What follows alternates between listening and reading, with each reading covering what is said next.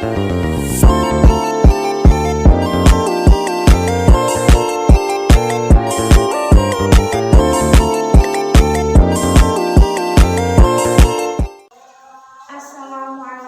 warahmatullahi wabarakatuh. Selamat siang dan selamat berbahagia. Di sini saya sebagai Kiza Fadilatul Saidah akan mengundang seseorang untuk menghadiri podcast saya pada siang hari ini. Di sini saya akan mengusik bagaimana sih tentang kerangka keilmuan di salah satu perguruan tinggi, yaitu Institut Agama Islam Al-Qalam. Di sini saya sudah dibarengi dengan mahasiswi Institut Agama Islam Al-Qalam. Boleh dikenalkan dulu siapa namanya? Perkenalkan, nama saya Fatisur Fadilah dari Brokal yang mengikuti tadris matematika di Agama. Tadris matematika ya? Iya. Semester berapa? Masih semester awal yang sekarang mau ke semester 2. Biasanya kalau semester awal itu masih belum terlalu mengusik ya tentang kerangka keilmuan, tapi saya coba dulu aja ya. Sebelum ke kerangka keilmuan nih, sedikit saja tentang sejarahnya Al-Qalam. Mungkin saya tahu.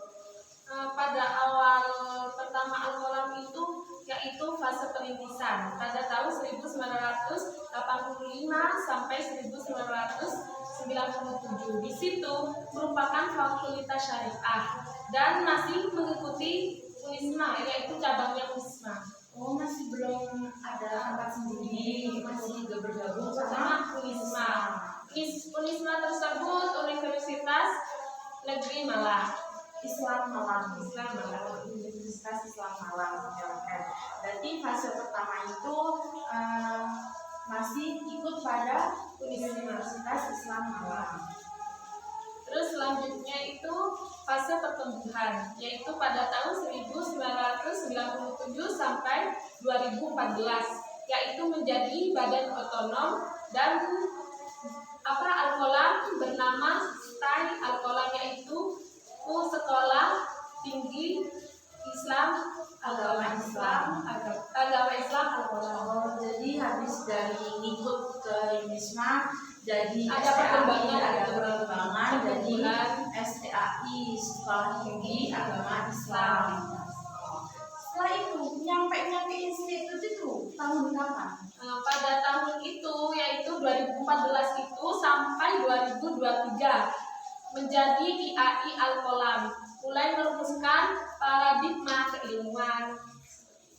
Oh, jadi kerangka keilmuan itu adanya pas jadi institut ya. Sebelumnya pas masih jadi STAI, apalagi masih mengikuti Unisma, itu belum ada kepikiran tentang paradigma keilmuannya, kerangka keilmuannya, ya seperti itu. Di tahun 2000 berapa? 2014 sampai 2023. 2020. Sekarang 2024. Sekarang alhamdulillah akan menjadi Universitas Al-Qalam. Oh, masih perjalanan sudah dimajukan. Sudah tahap-tahapannya. Bagus sih, semester 1 sudah bisa mengusik sejarahnya.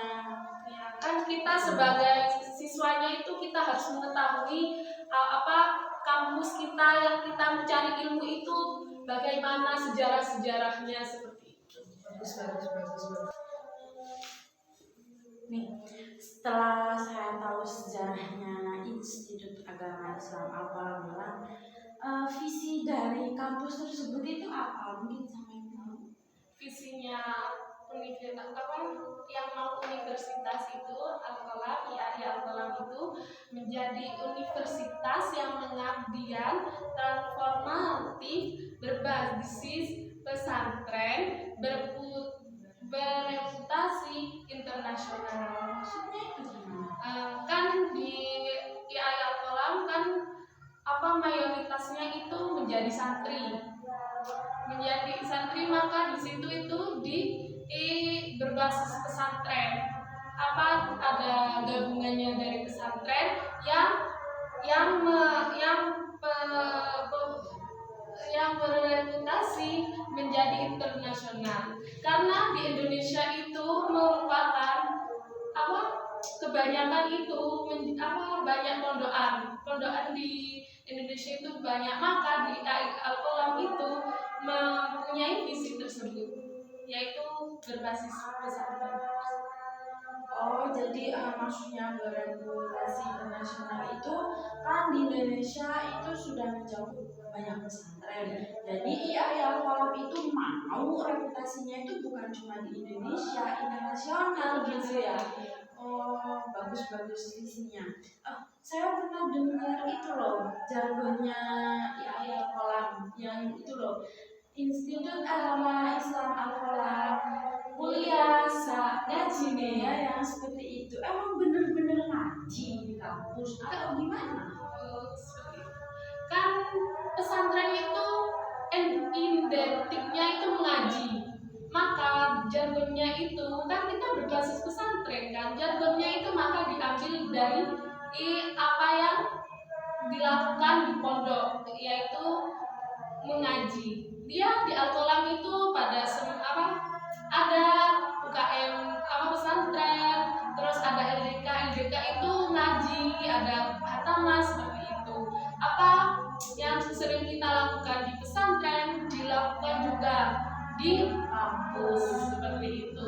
Kita mendapatkan ilmu pengetahuan dunia dan akhirat. Jadi kayak kakaknya ini jurusan Padris Matematika. Jadi gak cuma disuruh belajar matematika aja gitu ya.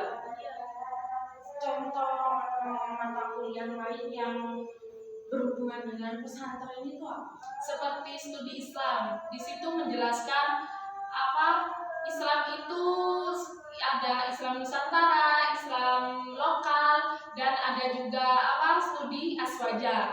Itu juga identik dalam pesantren itu. Berarti keren ya. Bisa kakaknya matematika dapat, terus pelajaran pesantrennya juga dapat. Ngomong-ngomong kakaknya ini pondok juga lulusan pondok. Oh, ya berarti masih anak pondok lah ya. Karena itu hidup di dunia itu jangan mengejar dunianya saja, harus sambung ke akhiratnya itu harus ada sambung ke akhirat, jangan cuma materi saja gitu kan ya. Kembali ke tujuan awal saya itu sebenarnya tuh pengen tanya tentang gimana sih kerangka keilmuannya Al-Qalam itu, paradigma keilmuannya Al-Qalam sendiri itu seperti apa? Yaitu kerangka keilmuannya Al-Qalam yaitu mengikuti tradisi pesantren. Contohnya itu kayak dalam sebuah kelas. Kalau di universitas atau kampus itu duduknya itu terserah, di samping laki-laki, kanan kiri laki-laki, itu nggak apa-apa. Kalau di Al-Qalam itu masih mengikuti tradisi, yaitu ada pemisahan, yaitu di kiri laki-laki, di kanan perempuannya seperti itu. Terus kedua itu tentang hubungan penelitian dengan pengabdian, di mana pengabdian itu merupakan mencari barokah. Kita itu mengabdi di Al-Qalam itu seperti dalam mengikuti HMJ itu ada barokahnya. Barokah itu buat apa? Untuk kita sambungnya di akhiratnya seperti itu. Jadi kerangka keilmuannya itu tetap ya. Kalau tadi Al-Qalam itu berbasis pesantren, makanya kerangka keilmuannya itu balik lagi ke tradisinya pesantren. Ya seperti itu. Oh iya. Bagus. Saya itu agak janggal. Al-Qalam di pikiran saya itu Al-Qalam itu ya kolam buat berenang. Kenapa sih kok namanya itu Al-Qalam gitu loh? Setelah saya baca di jurnal rektor Al-Qalam, Ngomong-ngomong rektornya Al-Qalam, rektornya yaitu Kiai Profesor Dokter Muhammad Adib. Balik lagi ke Al-Qalam nih. Nama Al-Qalam itu merupakan di Al-Quran itu sudah ada 4 kali bacaan Al-Qalam, di mana itu ada artian yang artinya itu pena. Pena itu teologisnya berkaitan erat dengan awal penciptaannya alam semesta, dan sebagai makhluk pertama ciptaan Allah Subhanahu wa Ta'ala yang memiliki tugas fungsional yang sangat penting pada zaman azali. Seperti itu, yaitu pena itu ciptaannya Allah yang pertama kali. Itu nama Al-Qalam itu diambil dari Al-Quran tersebut. Jadi bukan kolam renang gitu ya? Bukan, kan ada filosofisnya. Ada filosofinya sendiri. Tadi itu kata kakaknya kalau pena itu berhubungan dengan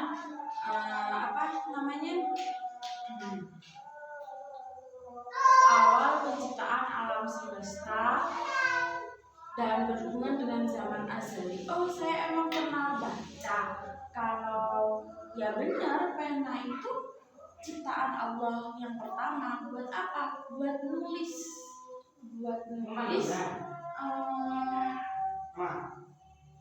kita, perjalanan kita di pas itu seperti ini. Jadi benar ya kalau pena itu ciptaan Allah yang pertama. Itu merupakan melihat dari jurnalnya rektor kita. Jadi gak sembarang nama ya dari Al-Quran ya. Berapa kali keluar dalam Al-Quran? 4 kali. 4 ayat berarti ya? Itu sama satu surah beda-beda surah? Beda-beda. Gak main mana nih namanya nama dari Al-Quran. Ngomong-ngomong, kakaknya ini kayaknya lulusan pondok juga ya? Iya, saya lulusan pondok juga. Tapi meskipun saya lulusan pondok gak pernah gitu ambilnya dari Al-Quran. Yang saya tahu itu ya benar kolamu itu pena gitu. Tapi pena kok namanya pena gitu loh, ternyata ada filosofisnya. Mungkin cukup sekian podcast pada siang hari ini. Terima kasih atas kedatangannya. Terima kasih atas ceritanya yang ini sangat pelajaran untuk mahasiswa baru bisa masuk di yang sekarang ini mau menjadi universitas, bukan menjadi IAI lagi. Sudah itu Mbak, sudah pembukaan mahasiswa baru. Sekarang ada pembukaan. Sudah? Ya, karena akan memasuki semester 2. Oke, ayo. Mari kita masuk kepada kampus Institut Agama Islam yang berbasis pesantren. Kuliah mungkin itu saja podcast pada siang ini. Terima kasih ya sudah mau datang. Saya undur diri. Wassalamualaikum warahmatullahi wabarakatuh.